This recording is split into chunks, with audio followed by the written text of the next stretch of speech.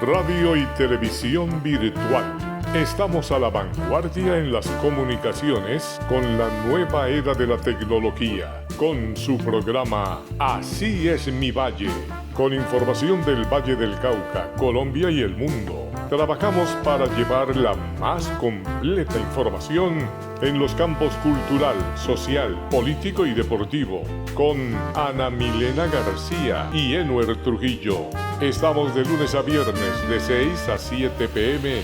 por YouTube, Facebook y Twitter. Marcamos la diferencia en la era digital. Hoy una invitada muy especial. Ella es comunicadora social, deportista también y ha luchado siempre desde hace muchos años por una causa muy linda. Se trata de Solange Mosquera. Bienvenida aquí. Ella es una referente y gestora social de enfermedades huérfanas de la Secretaría de Salud. Bienvenida aquí a su programa, Solange. Hola Ana Milena, muy buena tarde a ti y a tu maravillosa audiencia, agradeciéndote por la invitación y la oportunidad de estar en este espacio para conversar de las enfermedades huérfanas en Santiago de Cali. Recordamos aquí a Ener. Con las muy buenas tardes para Solange, para Ana Milena, para todos nuestros televidentes que nos ven a lo largo y ancho del territorio, no solamente nacional, sino mundial, porque usted sabe, Solange, que afortunadamente las redes sociales pues no tienen fronteras. Yo a Solange la conozco desde hace mucho rato, la he visto en diferentes administraciones y le preguntaba antes de empezar la nota cuánto tiempo llevaba vincular a la Secretaría de Salud del Santiago de Cali y cómo llegó a vincularse a esta secretaría. Bueno, llegué a la Secretaría de Salud a vincularme desde el 8 de septiembre de 1989. Durante la administración del doctor Fernando Cruz tuve el privilegio de trabajar con él y soy de esa generación donde logramos consolidar la atención primaria en Cali como un modelo a nivel mundial. Y inicié mis labores en el distrito de Agua Blanca, un territorio de nuestra ciudad que llevo en el corazón, porque conocí personas allí maravillosas, y durante 11 años me formé allí en el distrito de Agua Blanca. Vi aperturar el Hospital Carlos Holmes Trujillo, nacer cada uno de los centros de salud nuevos y sobre todo trabajar muy de la mano con la comunidad, que es lo que más me gusta. Efectivamente, Solange, yo la he conocido como una persona que ha trabajado mucho por la comunidad, donde ha tenido la oportunidad usted de ayudarle a muchas personas, hacerle acompañamiento en eso lo relacionado con las enfermedades huérfanas. Cuéntenos un poquito al respecto, qué significan, para ilustrar un poquito más a nuestra amable audiencia. Bueno, las enfermedades huérfanas son reconocidas en Colombia en el 2016 en el Instituto Nacional de Salud como un evento de notificación obligatoria. Pero antes, en el 2010, se expide la ley 1392, donde se reconoce a esta población y a estas enfermedades en Colombia. Es importante hablar de ellas porque son enfermedades, como lo indica su nombre, huérfanas. Son raras, son muy escasas en algunos pacientes y a veces son de difícil diagnóstico. En el protocolo se define que hay una enfermedad huérfana en Colombia cuando esta patología es crónica, debilitante, que amenaza la vida y se presenta en una de cada 5.000 personas. La variación, digamos, en la frecuencia se define dependiendo del número de habitantes. Es decir, en Estados Unidos la medición no es de 1 en 5.000, sino de 1 en 2.000 y eso depende y varía de cada uno de los países. ¿Qué es importante para nosotros en Colombia? Y es que la ley 1392 de 2010 reconoce a esta población los derechos, pero también implica unos deberes desde el Estado como tal para proteger a esta población que van orientados a la capacitación de los trabajadores de la salud, que no tienen unas materias y unos semestres definidos con intensidad para hacer el abordaje de estas patologías, porque son muchas.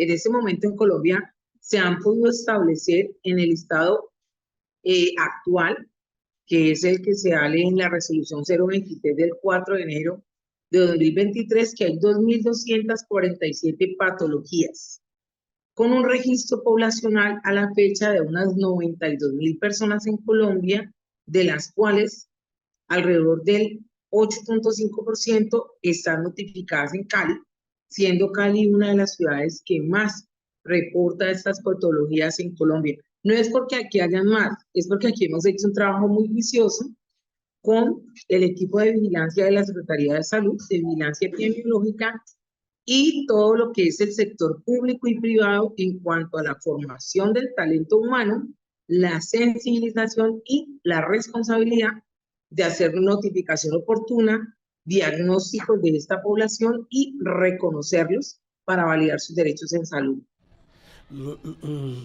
Solange, yo tuve la oportunidad de conocer a varias personas con enfermedades huérfanas, entre ellas Luis Antonio Gómez, que en paz de Dios descanse, y tuve la oportunidad en estos días de hablar con Wilmer Tavares, el secretario de Movilidad, y me decía que él también tiene una enfermedad huérfana. Yo lo voy cojeando y le pregunté qué le pasó, secretario, y me dijo, no, lo que pasa es que yo tengo una enfermedad huérfana y cuando me afecta bastante me toca que andar con bastón.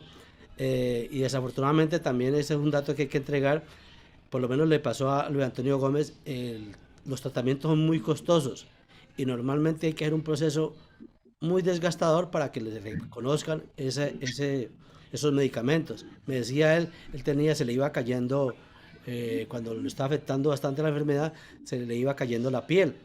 Y le tocaba que colocarle mensualmente una inyección que costaba 3 millones de pesos y colocarle unas cremas que eran bien costosas. ¿Cómo hacer para que estas personas que tienen ese tipo de enfermedades sean más amparadas por el gobierno, no solamente de Santiago de Cali, sino por el gobierno a nivel nacional?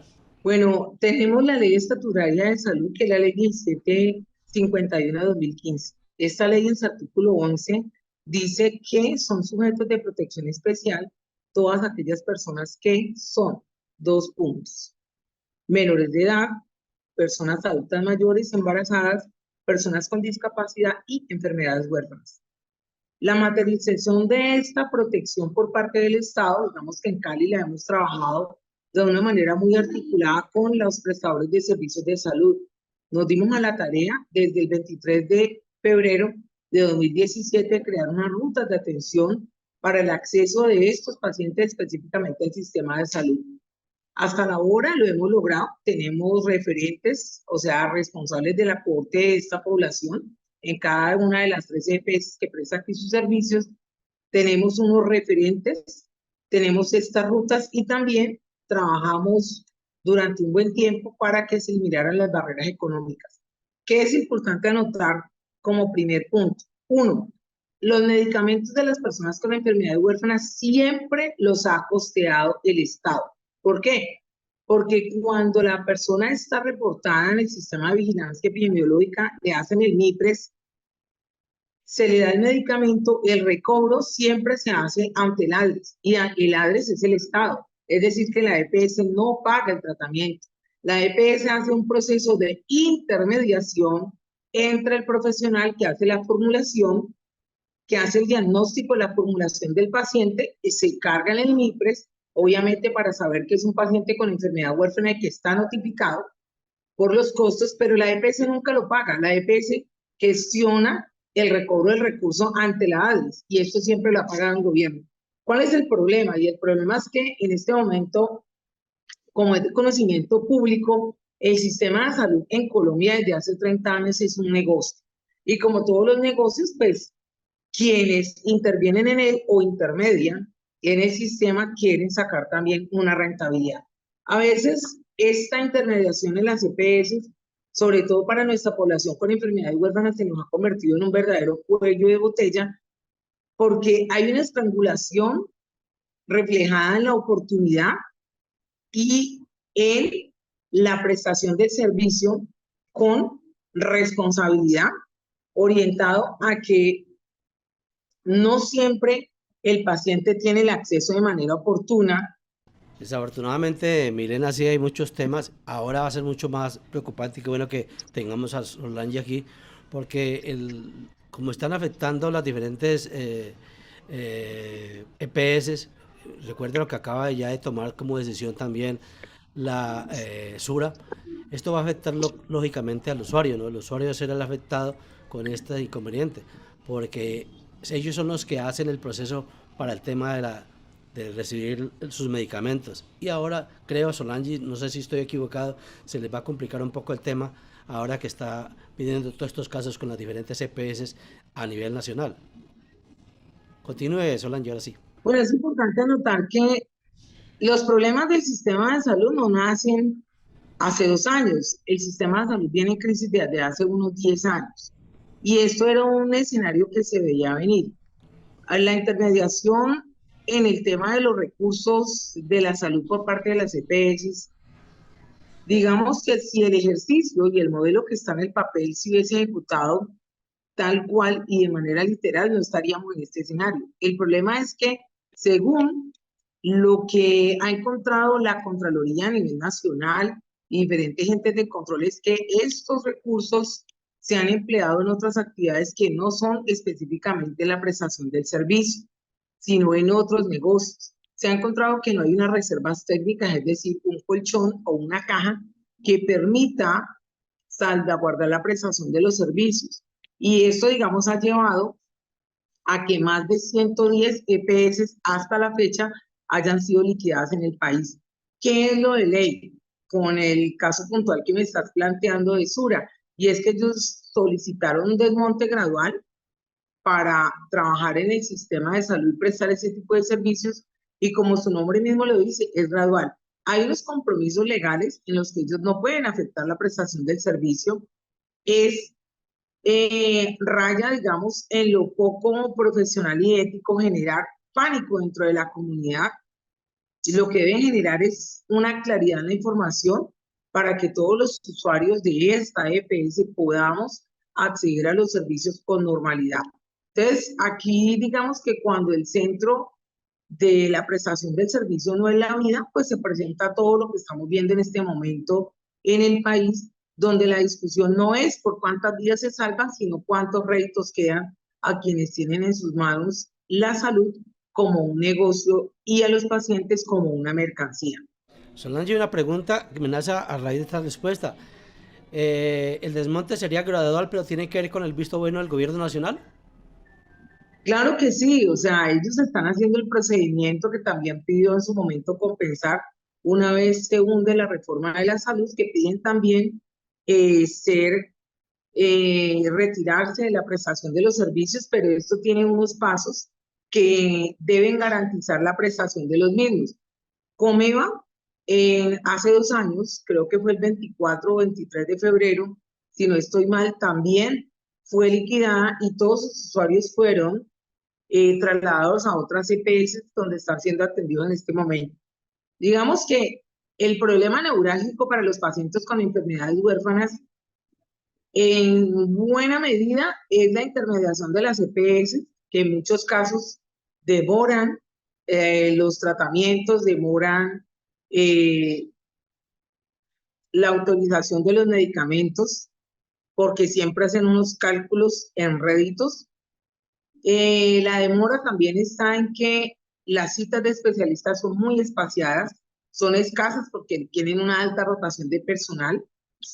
La no estabilidad de los trabajadores de la salud afecta directamente a los pacientes con enfermedades huérfanas porque al ser enfermedades de difícil diagnóstico que suponen una odisea para el paciente, cuando éste encuentra a un médico tratante y se lo cambian, es como para ponerlo a empezar de cero. Entonces, frente a esta situación, pues también hay una normatividad que es la circular 011-2016 de la Superintendencia de Salud, en la que se dictan disposiciones y se da una ruta de cómo se debe atender al paciente con enfermedad huérfana y qué derechos se le deben proteger, y entre ellos la continuidad en su tratamiento médico.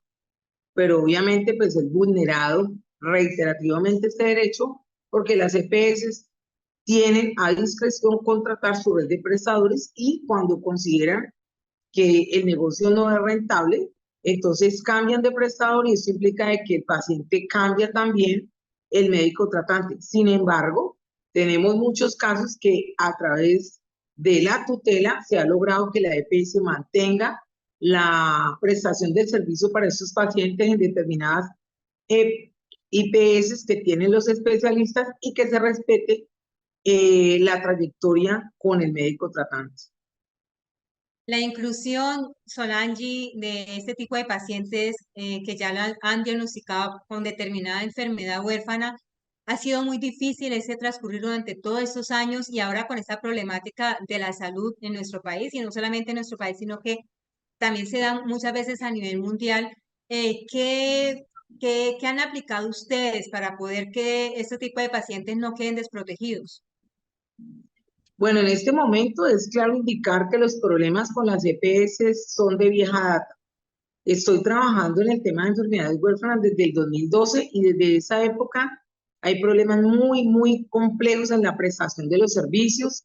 Estas crisis exacerbadas con las EPS se han presentado en diferentes ocasiones. En este momento hay varias intervenidas como SOS, que también ha tenido sus momentos críticos, Comeva, que fue liquidada, en Sanar, que es una de las que tiene una mayor cantidad de quejas, al punto que en este momento en la Secretaría de Salud, las quejas que se reciben de Sanar casi que van directamente para la Superintendencia de Salud.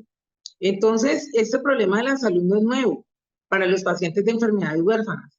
Todo lo contrario, consideramos que si hay un cambio de modelo, si hay una oportunidad para eliminar la intermediación en la prestación de los servicios y se fortalecen los giros directos, que en este momento, desde hace 2 meses, está generando el ADRES a las clínicas y hospitales, estos pacientes van a acortar su odisea de diagnóstico, su odisea en el acceso a los servicios de salud y sobre todo en la adherencia a los tratamientos, que se traducen en tener sus medicamentos o nuevas tecnologías o dispositivos de manera oportuna, con una regularidad y una periodicidad tal como lo indican los profesionales que les están tratando y les han formulado sus medicinas, dispositivos, procedimientos o ayudas técnicas.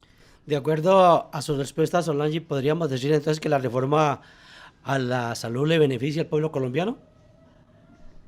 Sí, claro que sí, es que en toda intermediación en los servicios de salud, en este momento lo que se juega y lo que está en disputa no es cuántas vidas se salvan, sino cuántos recursos les quedan a las EPS como ganancia o rentabilidad. Hay unas situaciones que han encontrado los entes de control y lo dice el mismo director del ADRES. Se entregan unos billones, que creo que son este año, alcanzarán los 90 billones, pero digamos que el rendimiento de cuentas no ha sido el más transparente, según lo indica la Contraloría, no ha sido lo más efectivo, según dan cuenta los más de 3 millones de tutelas, y amparados o reforzados con los más de 600.000 derechos de petición con súplica de vida instaurados por los colombianos en los últimos meses. Entonces, eso da cuenta de que este sistema necesita una oxigenación, y ese oxígeno y esa válvula de escape tiene que ser la eliminación de la intermediación, porque definitivamente esos giros directos a los IPS permitirán que se garantice la atención sin que haya la demora en el tema de las autorizaciones.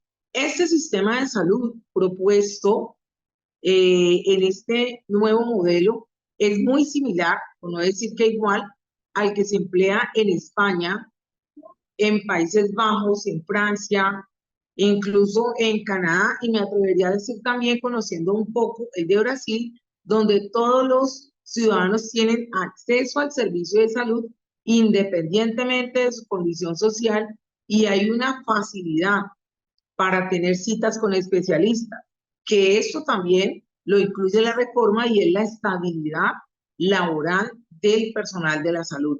En este momento, los contratos que se dan a la población de especialistas, médicos, enfermeras en general, a todo el sector salud, son contratos que, abro comillas, han sido denominados contratos basura, porque son contratos de 3, 4 meses que no generan estabilidad, por tanto, no hay una permanencia en el tiempo para poder desarrollar procesos que fundamenten una atención continua y que generen, digamos, esa confianza y tranquilidad para que los pacientes puedan tener la permanencia en sus tratamientos. Entonces, digamos que esta reforma plantea unos cambios de fondo, unos cambios estructurales que también involucran a los prestadores del servicio de salud, que son las IPS, donde los recursos llegarían de igual manera y de manera equitativa a los hospitales públicos, cosa que no pasa ahora con lo que se ha denominado la integración vertical,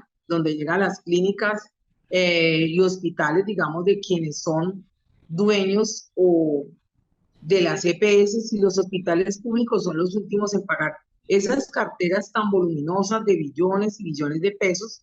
Pues lo que ahorita se estaría planteando es que directamente se giren los recursos, que se elimine, nuevamente reitero, la intermediación, y que el ciudadano del común pueda acceder a su especialista, teniendo el sector de la salud y los trabajadores una protección especial para que tengan estabilidad laboral y evitemos esa rotación que perjudica tanto a los pacientes como al gremio de la salud.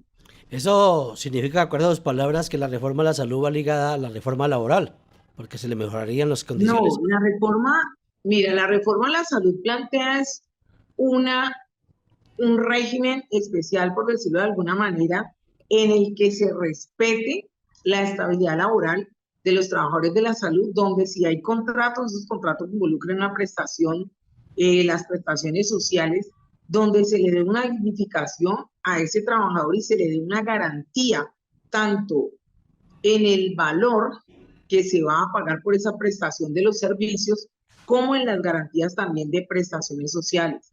Porque en este momento encontramos trabajadores de la salud con 3 trabajos, pero ¿a qué horas viven? ¿Cuál es su calidad de vida física y mental? En este momento un trabajador de la salud comete un error por fatiga, cansancio de un turno de 36 horas y tiene que responder solo. Pero esta es una situación que lleva al extremo porque el cuerpo humano no está diseñado para estar despierto 24 horas seguidas o 36. Entonces, digamos que también se busca dignificar la prestación del servicio de salud y a los trabajadores que prestan en este campo sus servicios. Entonces, esa consideración especial estaba incluida dentro de la reforma. La reforma laboral tiene otros puntos, pero la reforma de la salud sí contemplaba particularmente esa protección especial a los trabajadores de este sector. Claro que la reforma laboral también busca beneficiar a los trabajadores, ¿no? Que tengan salarios Claro dignos que sí, y que tengan claro también que sí. tranquilidad en el trabajo. Claro que sí, bueno, es recuperar los derechos que se perdieron anteriormente, que se gozaron hasta unos años atrás en Colombia. Y bueno, yo pienso que todas estas situaciones de cambio, todas estas situaciones que buscan el mejoramiento del sistema, la optimización de los recursos, pues se van a ver reflejado también en el bienestar de las personas que viven con enfermedades huérfanas y de sus núcleos familiares. Porque cuando hay una enfermedad huérfana, el enfermo no es el único que sufre, es la familia, que tiene un impacto económico bastante fuerte. Conozco familias de estratos 4 y 5 que ahora están en condiciones muy difíciles económicas. Afecta algo muy importante, que es la salud mental y la dinámica familiar. Esto sí que se ha afectado. La depresión está a la orden del día, la ansiedad y los trastornos de adaptación. ¿Sí? El trastorno del síndrome del cuidador quemado, como se dice popularmente, también está a la orden del día. Entonces, facilitar las condiciones del ingreso, del acceso a los servicios de salud, no solamente mejora las condiciones del paciente, sino de su entorno también, y sobre todo de sus cuidadoras. Y hablo de cuidadoras porque en su mayoría son mujeres, aunque tenemos buena cantidad de señores haciéndose de manera responsable, con mucho amor, de sus niños y sus niñas. Solange, ¿cómo darse cuenta a tiempo? ¿O es difícil diagnosticar que una persona padezca un tipo de este tipo de enfermedad huérfana? ¿Es muy difícil Sí, diagnosticarlo a tiempo? hay unas enfermedades huérfanas que son de difícil diagnóstico, otras son de un diagnóstico más simple, pero para nosotros lo más importante, digamos, como le hemos hecho frente en Cali de manera efectiva, ha sido la estrategia de transferencia de conocimiento. Es la de formar a los servidores públicos, a los trabajadores de la salud de la red pública y privada, formarlos e informarlos sobre las enfermedades huérfanas. A la fecha hemos realizado desde 2017 hasta este año 87 eventos de capacitación dirigidos a nuestros trabajadores de la salud de la red pública y privada. Y escuchen bien que no hablo de médicos únicamente, hablamos de enfermeras, psicólogos, psiquiatras, trabajadores sociales, neonatólogos, pediatras, gerontólogos. Son todos los trabajadores de la salud los que están llamados a conocer sobre enfermedades huérfanas. Esta es una de las herramientas más efectivas con las que hemos trabajado en Cali, y otra es el tema de la sensibilización en las instituciones de salud. Es importante que se agende este tema, lo hemos logrado en todas las EPS. Aquí hay, digamos, referentes de enfermedades huérfanas, y ahora estamos trabajando desde el 2022 para impactar en el nivel primario de atención. Al principio, cuando empezamos a hablar de enfermedades huérfanas en 2012, todo el mundo nos decía que en el primer nivel no tenían nada que ver, todo lo contrario. El primer nivel, ese centro puesto de salud de su barrio, tiene todo que ver con las enfermedades huérfanas, porque esa es la primera puerta de entrada a la que acude una mamá cuando ve que el desarrollo de su niño se retrasa, a la que acude una persona adulta cuando tiene comportamientos que no son los convencionales, cuando tiene sintomatología no especificada, y que son esas personas que consultan de manera reiterativa, pero como se dice coloquialmente, nadie les da con el chiste. Cuando tenemos en el nivel primario médicos, enfermeras, auxiliares y todo el personal de salud sensibilizado frente a las enfermedades huérfanas, está la capacidad en ellos de sospechar de manera efectiva y hacer una remisión oportuna. Nosotros hemos logrado avanzar en Cali, digamos, hemos dado los primeros pasos con una patología que es muy frecuente, que es la drepanostosis o anemia de células falciformes, que es la deformación de los glóbulos rojos que impiden el tránsito adecuado del oxígeno en la sangre, y por tal motivo hay órganos que se colapsan y se necrosan o se mueren o se taponan, como en el caso del vaso, ¿sí?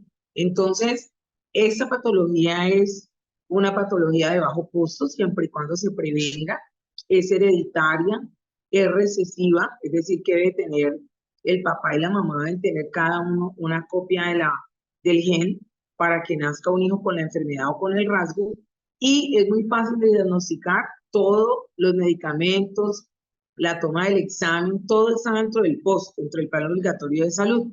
¿Qué es importante? Que los trabajadores de salud conozcan de esta patología, tal como lo hemos logrado en el oriente de Cali, donde hemos realizado el año pasado, logramos algo que solo se ha hecho en Cali hasta la fecha, que es tamizar a 756 mujeres en edad fértil para definir si tienen el rasgo o no de la enfermedad, y que podamos prevenir y estemos alerta cuando ellas se quieran embarazar, consulten y puedan efectivamente ellas y su pareja determinar si se van a embarazar o no. Entonces, digamos que sí se puede trabajar, sí se puede hacer una labor preventiva en enfermedades huérfanas, sí se puede llegar de manera oportuna a la comunidad, trabajando fuertemente desde el nivel primario de atención, y ahora que se está impulsando la estrategia de atención primaria en salud con los equipos de APS que se llaman, pues es muy importante porque ellos van a las casas. Es que la institucionalidad se desplace a los territorios donde está la comunidad. El acceso como servidores públicos a los servicios debemos ofrecerlos es allá en el territorio. Tenemos que ir a hacer la prevención de la enfermedad, la predicción, y es que hablamos de identificar factores de riesgo, ¿sí? Entonces, factores de riesgo en enfermedades huérfanas es cuando logramos identificar una persona con la patología en la familia e inmediatamente hay consulta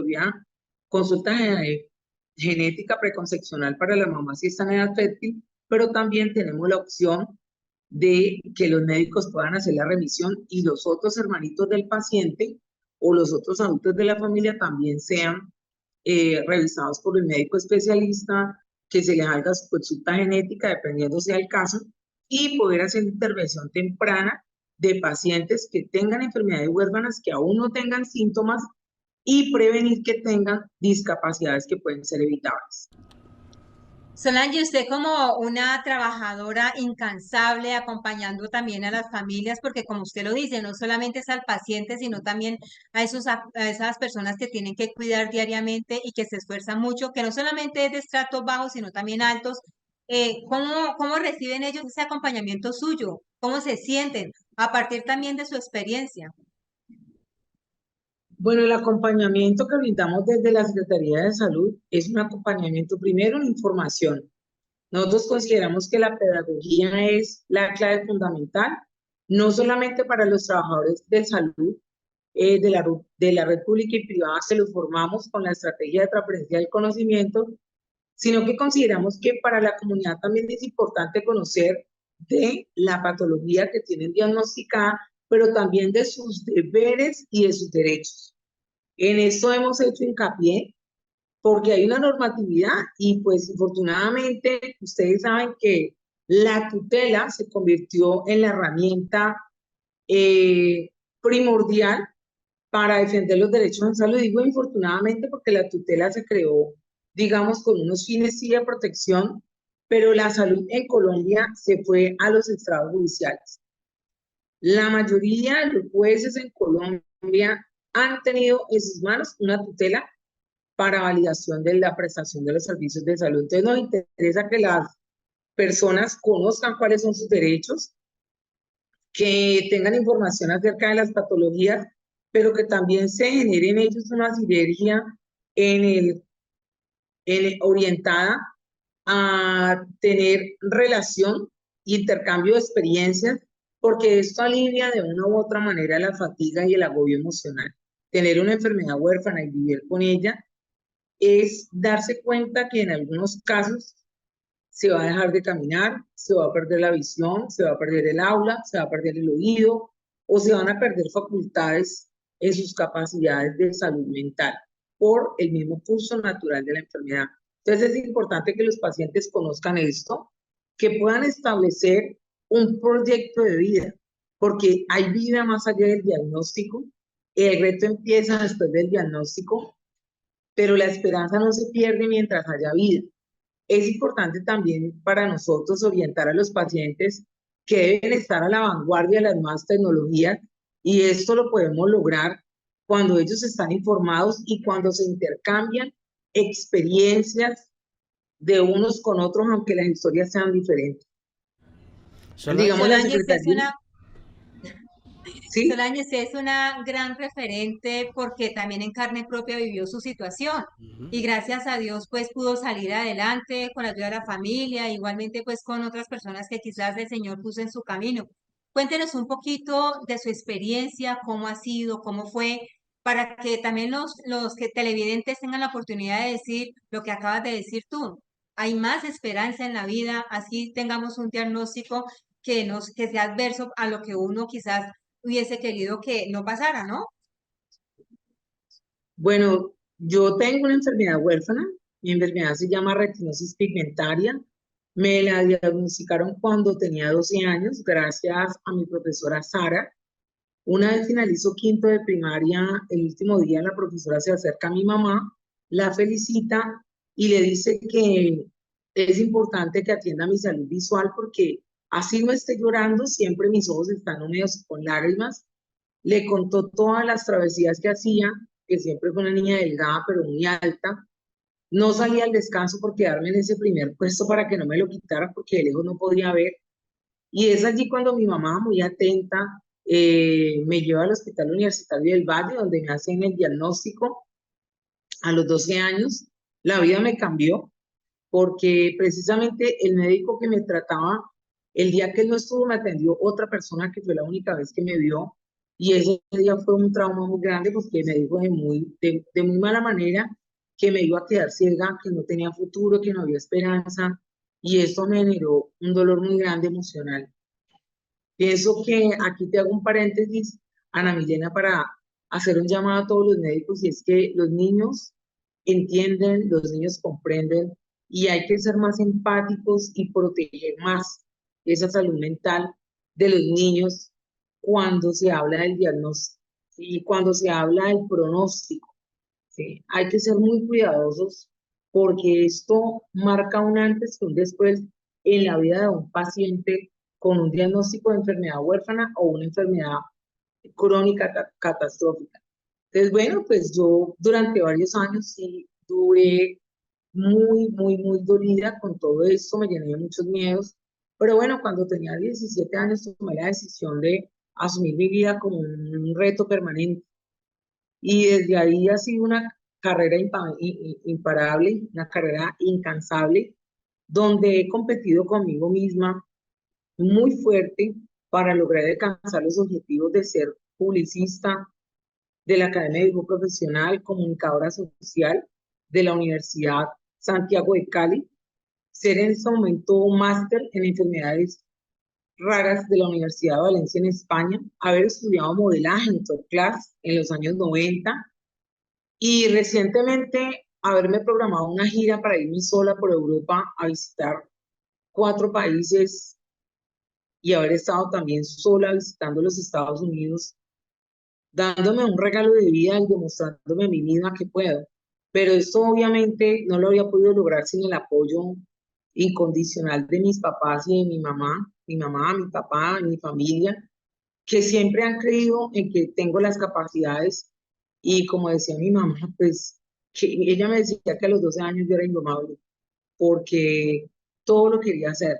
Y luego pues esa determinación en vivir la vida y en saber que después de un diagnóstico hay un proyecto de vida, que después del diagnóstico viene el reto. Y ese reto tiene que estar acompañado de valentía, que obviamente hay una familia, y a quienes no la tienen, hay una familia de corazón que son los amigos, que son los hermanos que Dios le da a uno para escoger. Entonces, el tema de vivir con una enfermedad huérfana no es fácil, la vida no se acaba, pero hay que tener una capacidad de resiliencia bastante grande, aprender a levantarse después de cada caída. Y cuando se vive con una enfermedad de estas en el sector público, que no se nota, porque lo mío fue un mejor secreto guardado durante 24 años y cuando ya yo tuve el bastón, la vida me cambió y no fue muy amable. No fue muy amable el entorno de la vida pública con mi discapacidad visual, porque automáticamente hay unos mitos, hay unas preconcepciones, es que se convierte en un sinónimo la discapacidad en incapacidad y eso no es real. La discapacidad es una cosa y la incapacidad otra. Hay personas que tienen todos sus sentidos, que no tienen ningún tipo de patología, pero tienen discapacidades sociales porque no se atreven. Son incapaces de asumir decisiones, de asumir su vida y de afrontar desafíos y retos. La discapacidad no tiene nada que ver con eso. La capacidad está más dada es desde el ser, desde lo que te propongas y el reto es con uno mismo. Ahora, el tema de la cotidianidad es doloroso, sí, porque a veces, como hay personas muy empáticas y respetuosas, también nos vamos a encontrar personas que te están preguntando que cuándo te vas pensionado, que por qué no te vas por discapacidad, y les molesta cuando uno les responde que no, que yo no me quiero ir por discapacidad, yo me quiero ir por vieja. Como se va todo el mundo con capacidades y habilidades convencionales en un servicio donde uno sabe que puede dar mucho independientemente de una discapacidad como la mía, que es visual, pero el resto de mis sentidos están perfectos y el compromiso, la pasión están intactas y se fortalecen cada día más con todas las personas que me rodean, en este caso mis pacientes, porque son la motivación de mi razón de ser en este servicio público. Siempre hay una persona que necesita una mano amiga, siempre hay una persona que necesita un hombro sobre el cual llorar, siempre hay una persona que necesita que uno le preste su silencio para que ella pueda sacar desde su corazón y su alma su dolor y su sentir y pueda sacarse ese peso y descansar. Y pienso que ese privilegio lo tengo en este momento como referente y gestora social de enfermedades huérfanas en la Secretaría de Salud, siendo trabajadora en el servicio público, teniendo una discapacidad, una enfermedad huérfana que día a día va haciendo que el mundo se borre frente a mis ojos, pero que en ningún momento hace que mi esperanza, que mi optimismo y que la energía positiva con la que veo la vida mengüen en ningún momento. Solange, usted tiene un testimonio de vida muy bonito y qué bueno que este testimonio se lo esté brindando también a la comunidad. Lo que usted acaba de decir ahora es tan claro que las discapacidades mentales son muy diferentes a las discapacidades motrices. Me parece muy importante lo que usted acaba de manifestar. Y yo ahora que la escuchaba en la respuesta antepenúltima, quedé pensando cuando usted manifestó, y lo he escuchado también a algunas otras personas, que normalmente uno consigue una pareja y a la pareja no le pregunta a usted qué tipo de sangre es, qué patologías tiene su familia, no, se enamoró y esta es mi mujer o este es mi marido y con este me voy a casar. Y resulta que ese proceso también es interesante, ¿no? Preguntarle, bueno, y cuál es tu tipo de sangre, tu familia, qué enfermedades hay raras o qué enfermedades existen en tu familia, tu mamá, tu papá han tenido cáncer, ha tenido aquel. Eso sería, o sea, no pensando en uno, sino de pronto en nuestros hijos. Mire que ese es un punto muy interesante porque dicen que el amor lo puede todo, pero el amor también puede establecer un diálogo de una manera muy respetuosa porque tener una pareja, bien sea casarse o tener una unión marital, de hecho implica unas responsabilidades el uno con el otro. Es cuidarse y es tener, digamos, la suficiente confianza para hablar de temas que si bien la pareja no tiene la forma de abordarlos, sí tiene un derecho dentro del sistema de salud, que es a pedir una consejería genética. Generalmente todos somos producto de un embarazo donde la mamá dijo, quedé embarazada, pero cada día es más frecuente que las parejas programen y planifiquen el tener sus hijos y hace parte de la planificación familiar la consejería preconcepcional para conocer el estado de salud de la madre y el padre y también estamos impulsando que esta consejería genética se dé cuando en las familias hayan antecedentes marcados de algún tipo de enfermedad huérfana o algún tipo de enfermedad recurrente que no haya tenido un diagnóstico claro.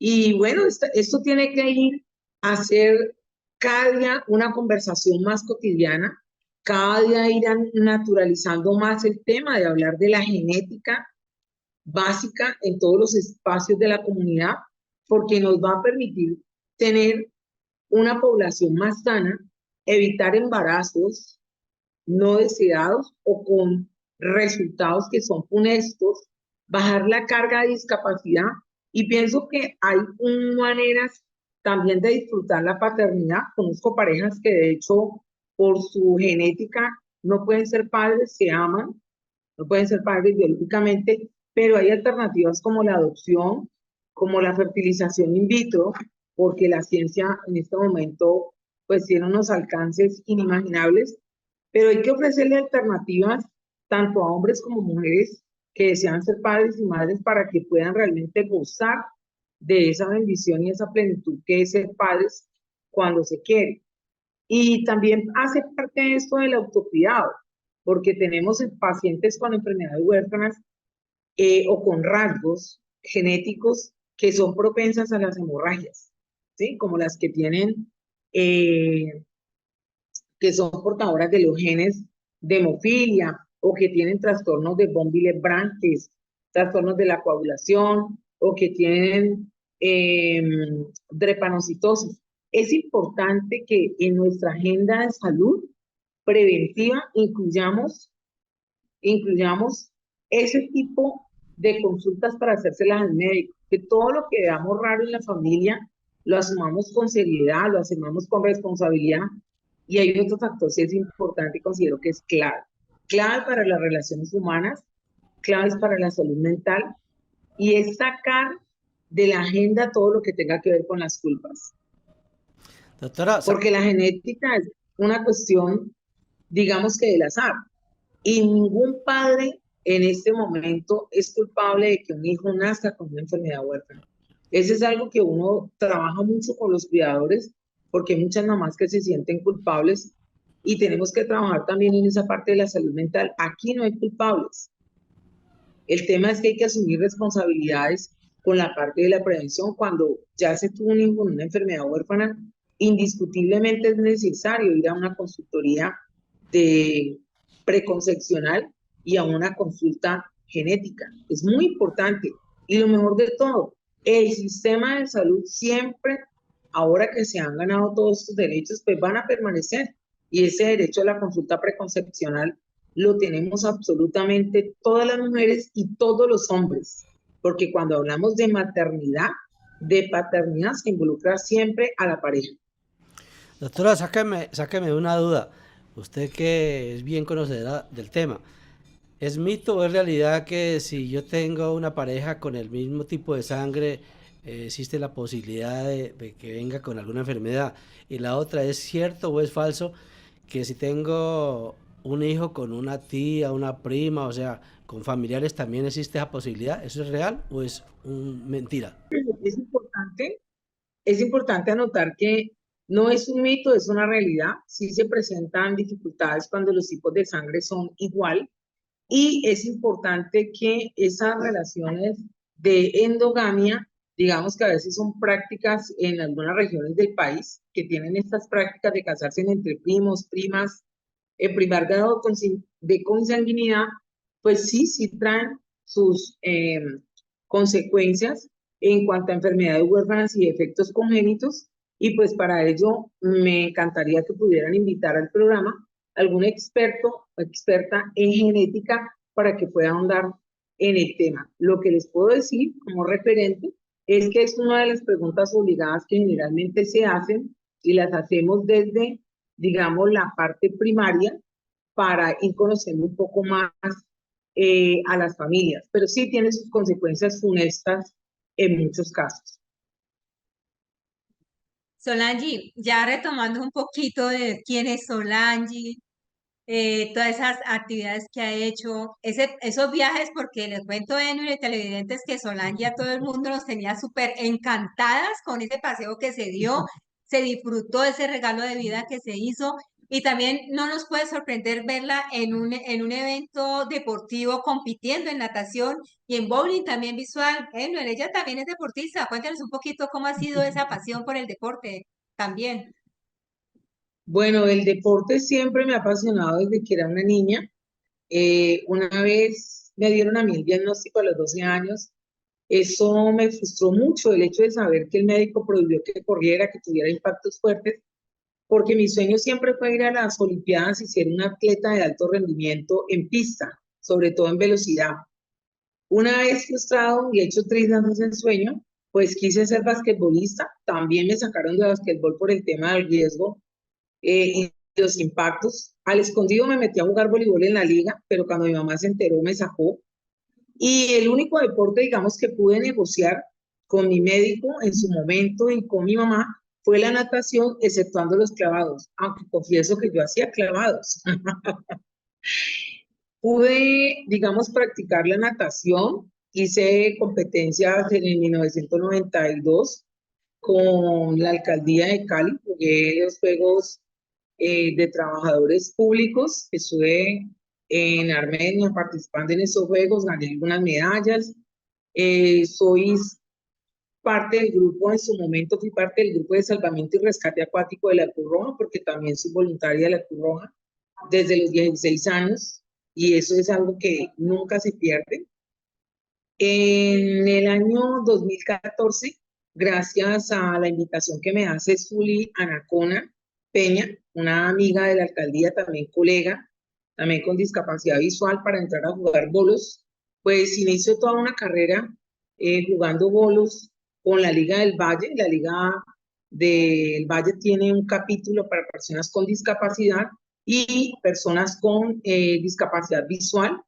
Allí estuve unos años, logré ir a Bucaramanga, a Medellín, a Barranquilla, a Bogotá, también competí aquí en Cali, pero hace unos 7 años me tocó decidir entre los bolos o dedicarme 100% a las enfermedades huérfanas y pues por supuesto pienso que hay que primar en el servicio público el bien colectivo sobre los gustos particulares, así que pues dejé de lado los bolos, ahí estoy lista para retomarlos una vez salga eh, jubilada por edad y reintegrarme nuevamente con mi equipo, porque es un deporte que me apasiona, que me gusta, es exigente, pero muchas personas con baja visión y ciegas juegan muy, muy bien y es un desafío muy bonito de asumir, además que es divertido y, además, pues implica una disciplina que me gusta mucho y la oportunidad de poder viajar, conocer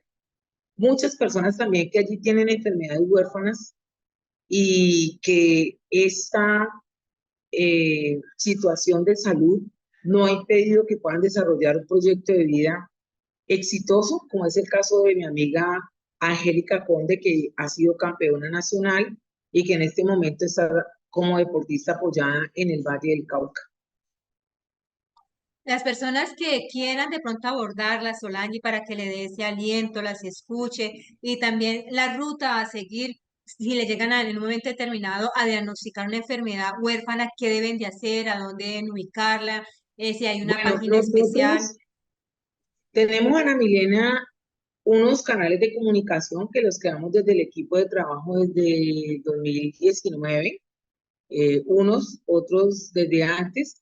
Tenemos primero mi número telefónico, que ya es muy público, te los dejo aquí, es 315-611-9710. Allí me pueden escribir a WhatsApp. A veces me demoro un poquito en responder, pero respondo. Tenemos una página en Facebook que se llama Red con doble E, Red REED, Cali Enfermedades Huérfanas.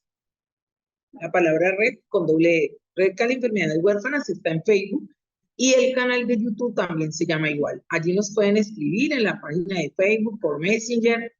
Tenemos también una página en Instagram, pero movemos más Facebook y el canal de YouTube. Allí tenemos varios de los eventos que hemos hecho. No los editamos porque son muy al natural con la comunidad. Allí tenemos cómo hemos presentado las rutas de atención de enfermedades huérfanas. Y créanme que dentro del equipo que hemos organizado de trabajo colaborativo y articulado con las EPS, nos ha ido muy bien. Tenemos en Cali también una mesa técnica de enfermedades huérfanas que está creada mediante un acuerdo que es el 0403 de 2016, que es una mesa oficial donde abordamos todas esas problemáticas. También les animo para que ustedes busquen de manera directa en las universidades a los grupos de investigación.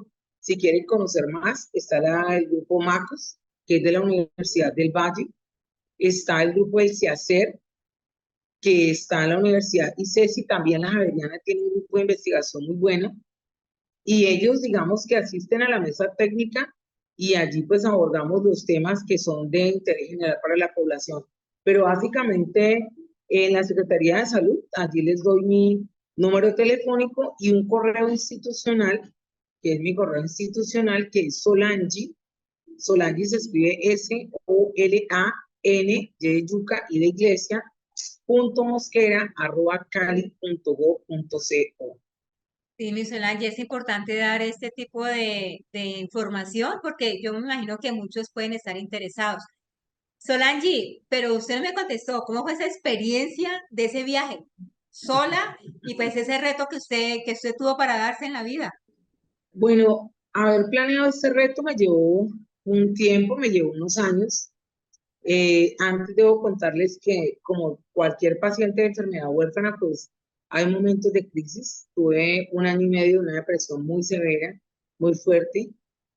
Uno se prepara, pero no está listo para perder la visión, porque es muy duro dejar de ver el color, el amanecer, los rostros de las personas. Eh, Uno adquiere capacidades, pero hacer ese duelo fue muy complicado. Eh, Como les digo, el ambiente laboral en el sector público, unas son de cal, otras son de arenas, y eso digamos que junto me llevó a un estado de presión muy fuerte, pero afortunadamente la salud mental, como todo el resto de la salud que debemos cuidar en la parte física, fue una tabla de salvación que hoy lo digo con mucho orgullo y sin ninguna vergüenza. Acudir al servicio de salud mental fue lo mejor, porque la depresión es algo que si coge ventaja, te destruye la vida. Hay que darnos cuenta que tenemos aquí una cantidad de profesionales dispuestos a apoyarnos para ser una mano amiga y salir adelante de estos impases. Una vez me recuperé, digamos, como de esta situación, terapia en hospital día y medicación por 3 meses, pues recobré, digamos, como ese entusiasmo que siempre me ha caracterizado y desde antes, desde hace unos 2 años venía planeando que quería irme sola a viajar, teniendo esta nueva realidad, aprendiendo a ver con el resto de mis sentidos, el oído, el tacto, el olfato, el gusto, y ese otro sentido que es el de la percepción, ¿sí? Poder interpretar muy bien con el oído esas imágenes y con las descripciones que me hicieran. Bueno, es así como logré ahorrar y me fui, gracias también al fondo de empleados que tenemos aquí, me fui primero a Estados Unidos, a Miami, donde es la tercera vez que voy a pasear. Me encontré con amigas, fue un nuevo redescubrir, digamos, de la ciudad, reconocer otra vez unos sitios con otros sentidos. Y luego, digamos que viajé a Europa, me fui a España, estuve en Francia, volví nuevamente después de 18 años a la Torre Eiffel, que la pude ver un día que era de noche, porque yo solamente veo luces fuertes, y disfrutar de esa magia y ese entorno multicultural con gente de todos los países, con una música muy linda, instrumental, rodearse uno de todo ese ambiente, porque hay que aprender a ver con la piel, hay que aprender a ver con el oído, con las sensaciones, con los aromas, con el gusto, pero sobre todo es disfrutar en lo esencial. La visión es el 80% de los sentidos, pero cuando ya no la tenemos, hay un despertar muy diferente en el resto de los sentidos. Bueno, pude ir a uno de mis sueños lindos, que era conocer las cataratas del Rin. Estuve en Suiza haciendo todo ese paseo, conocer el lago Constance, que es el lago septentrional más grande, digamos, de Europa. Y sobre todo algo muy importante es guiada mucho, yo soy una persona muy creyente, guiada de la mano de Dios, pero sobre todo es perderle el respeto al miedo. El miedo es algo que paraliza, que ataja, que reprime. Y cuando el miedo es superado, las alas no tienen, mejor dicho, ¿quién nos puede replegar nuevamente? Abre uno las alas y se echa al vuelo, como el cóndor. Y pienso que es una experiencia muy bonita contarle a los televidentes que todas las personas en situación de discapacidad, por inclusión y norma internacional, tenemos derecho a una asistencia, que es un acompañamiento para abordar en el avión y también cuando no estás volando ya, cuando llegas a tu destino. Hay una seguridad muy grande en la mayoría de las aerolíneas a nivel mundial. Cada vez es más la gente que viaja con discapacidad eh, de los sentidos y también con movilidad reducida, en silla de ruedas o con muletas. Las personas incluso mayores tienen también esta asistencia y es un derecho que tenemos todos y cada vez hay una mayor sensibilidad por parte de las compañías que le facilitan a uno tener autonomía para viajar en todas partes. Muy bonito en Europa la consideración y el respeto, sobre todo en España, para las personas con discapacidad. No pagan en el transporte público, tampoco paga el acompañante. Te garantizan poder entrar a todos lados con una persona de asistencia y apoyo. Aquí en Colombia, pues eso se siente muy fuerte porque hasta en instituciones que son del Estado, a veces se niega la entrada eh, a, a un acompañante para podernos asistir y para podernos sentir tranquilos. En el caso de las personas que hemos perdido eh, digamos, en gran medida, en gran proporción la visión, pues es el hecho de poder tener a alguien que te acompañe, de tu plena confianza, que te guíe, pero también con que puedas hablar de tus cosas más personales en espacios que son públicos y que te pueda brindar, digamos, como esa comodidad, esa asistencia. Esto lo puede tener en todos los vuelos, o sea, es sentirse confortable y hay momentos en que tú te olvidas que no puedes ver, igual las tecnologías también ayudan mucho, Varias de las fotos que publiqué en redes sociales las hice yo misma. O sea, yo amo la fotografía, siendo comunicadora social y publicista. Soy muy visual. No he perdido la capacidad y digamos, como para poder tomar fotografías. Y las tecnologías ayudan mucho. El asistente de Google, cuando se programa, él nos toma los selfies. Y bueno, también es de mucha ayuda. Así que el viaje lo disfruté muchísimo. Pienso que más de realización personal, de asumir ese reto, y creo que vendrán otros, pero es de ganarse nuevamente la confianza para no perder la autonomía y mantener siempre vivas las ganas de seguir adelante, pero sobre todo es la independencia y la autodeterminación, que yo pienso que eso es definitivo, eso no se puede perder para poder continuar. Uy, sí, realmente Solange me has dejado un legado de vida tan importante y yo sé que a los televidentes también.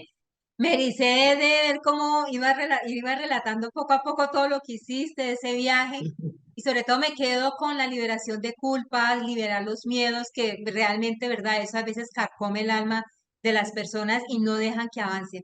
Pues de mi parte, Solange, muchas gracias. Uno se quedaría todo el día hablando con Solange porque ella habla muy rico y es conocedora de muchas cosas.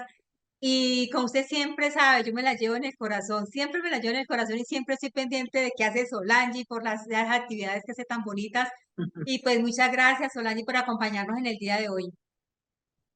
Bueno, muchas gracias a ustedes por la invitación al programa.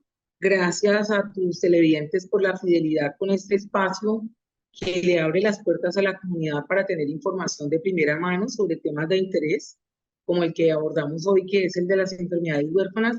Y los invito a que siempre mantengan viva la esperanza, porque cuando se habla en Cali de enfermedades huérfanas con dignidad y con respeto, las cifras tienen rostro y una historia. Y yo diría que una esperanza siempre puesta para construir un proyecto de vida sin importar el tiempo ni el diagnóstico.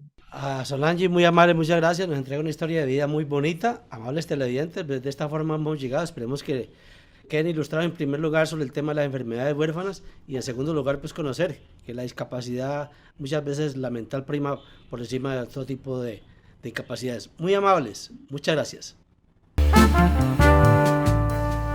Radio y televisión virtual. Estamos a la vanguardia en las comunicaciones con la nueva era de la tecnología, con su programa Así es mi Valle, con información del Valle del Cauca, Colombia y el mundo. Trabajamos para llevar la más completa información en los campos cultural, social, político y deportivo, con Ana Milena García y Enuer Trujillo. Estamos de lunes a viernes de 6 a 7 p.m. por YouTube, Facebook y Twitter. Marcamos la diferencia en la era digital.